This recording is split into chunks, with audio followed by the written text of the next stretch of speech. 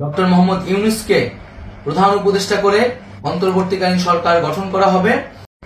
প্রিয় মুক্তিকামী ছাত্র জনতা, আমরা দেখতে পাচ্ছি যে আমাদের এই অভ্যুত্থান এবং বিপ্লবের পরেই দেশে অরাজকতা, নাশকতা করছে ফ্যাসিস্ট এবং তাদের দোসররা।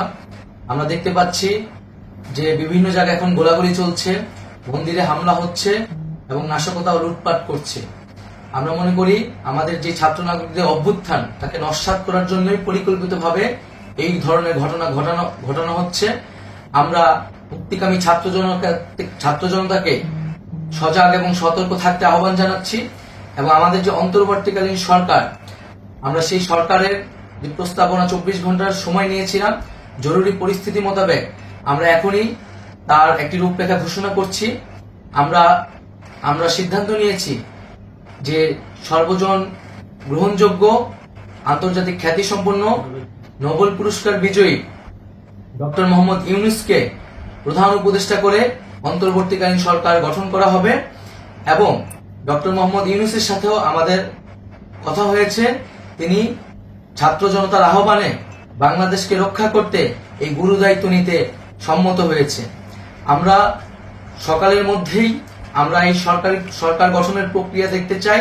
রাষ্ট্রপতির কাছে আহ্বান থাকবে যে দ্রুত সময়ের মধ্যে ডক্টর মোহাম্মদ ইউনূসকে প্রধান উপদেষ্টা করে অন্তর্বর্তীকালীন সরকার গঠন করা হোক এবং এই অন্তর্বর্তীকালীন সরকারের বাকি সদস্যদের নামও আমরা সকালের মধ্যে ঘোষণা করব। প্রিয় বন্ধুগণ, দেশে যে অরাজকতা চলছে, মানুষের জীবনের নিরাপত্তাহীনতা চলছে, সেজন্য আমরা রাষ্ট্রপতির কাছে আহ্বান জানাচ্ছি দেশে আইন শৃঙ্খলা পরিবেশ ফিরিয়ে আনার জন্য দ্রুত সময়ের মধ্যে কার্যকর ব্যবস্থা নিতে হবে এবং আইন শৃঙ্খলা বাহিনীকে সহযোগিতা করার জন্য মুক্তিকামী ছাত্র জনতাও রাজপথে থাকবে এবং অন্তর্বর্তীকালীন সরকার গঠন না হওয়া পর্যন্ত মুক্তিকামী ছাত্র জনতাকে রাজপথে থেকে তাদের যে অভ্যুত্থান, সেই অভ্যুত্থানকে রক্ষা করতে হবে। প্রিয় বন্ধুগণ, আমরা রক্ত দিয়েছি, শহীদ হয়েছি। আমাদের যে প্রতিশ্রুতি একটি নতুন বাংলাদেশ গঠন করার জন্য, সেটিকে আমাদের অবশ্যই বাস্তবায়ন করতে হবে এবং অবশ্যই ছাত্র জনতার প্রস্তাবিত সরকার বাদে কোনো ধরনের সরকার কিন্তু মেনে নেওয়া হবে না।